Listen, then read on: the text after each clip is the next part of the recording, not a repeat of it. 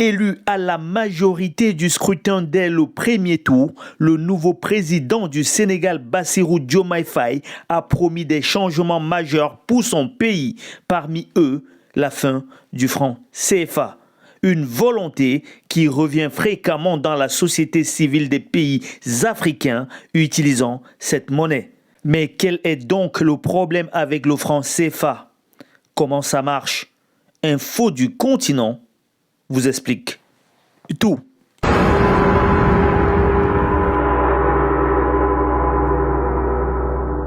Pour quelqu'un qui ne suit pas l'actualité économique des pays africains, il peut sembler anachronique qu'une monnaie rattachée à la France soit encore en vigueur en Afrique plusieurs décennies après la décolonisation. Et pourtant, oui, le franc CFA existe encore bel et bien.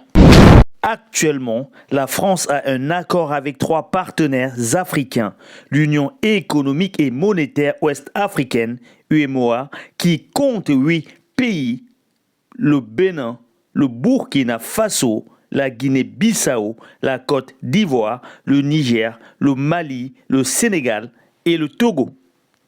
L'UEMOA utilise le franc CFA, soit le franc de la communauté financière africaine.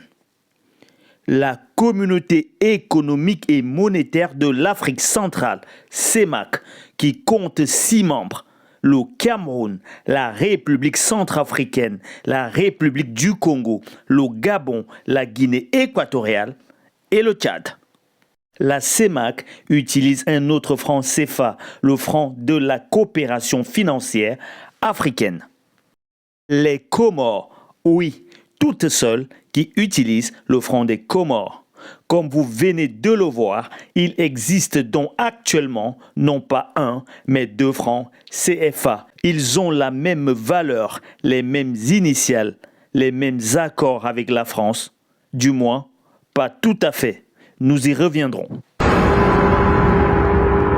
Quel que soit le franc CFA, ce dernier a un taux de change fixe avec l'euro. Cela est censé garantir une monnaie dont une économie plus stable face aux aléas, car en lien avec une monnaie plus forte, donc plus solide. Cette caractéristique du franc CFA n'a rien d'étonnant ou de spécifique. La majorité des pays en développement utilisent un taux de change fixe, estiment les économistes, pour les raisons qui viennent d'être évoquées.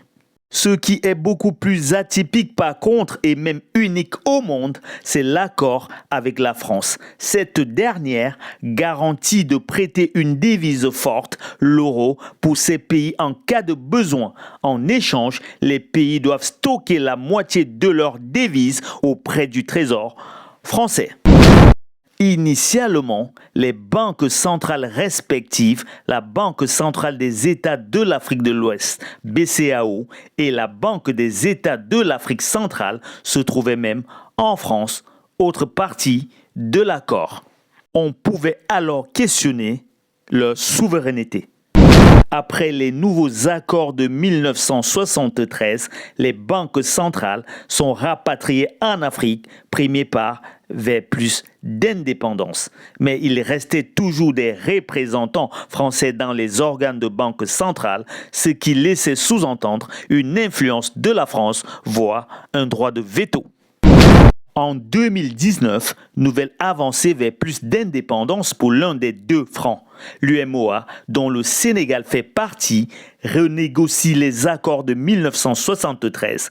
Il n'y a plus de représentants de la France dans les organes. Les États africains ne sont plus obligés de déposer une partie de leurs réserves en France et un changement de nom est également évoqué.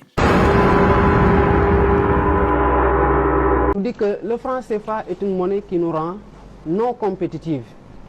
Les principales critiques économiques évoquent une monnaie surévaluée qui empêche les États africains d'être compétitifs. Cette monnaie, il est impératif qu'on sorte de cette monnaie et qu'on passe à quelque chose de plus solide. Également, les pays africains auraient une politique monétaire contrainte car obligés de suivre la politique économique de l'Europe. plus contraignant, les pays ne peuvent pas dévaluer librement leur monnaie comme l'a fait le président argentin de son côté par exemple. Ils doivent trouver un accord avec les autres pays de l'Union monétaire et avec la France, ce qui en fait beaucoup.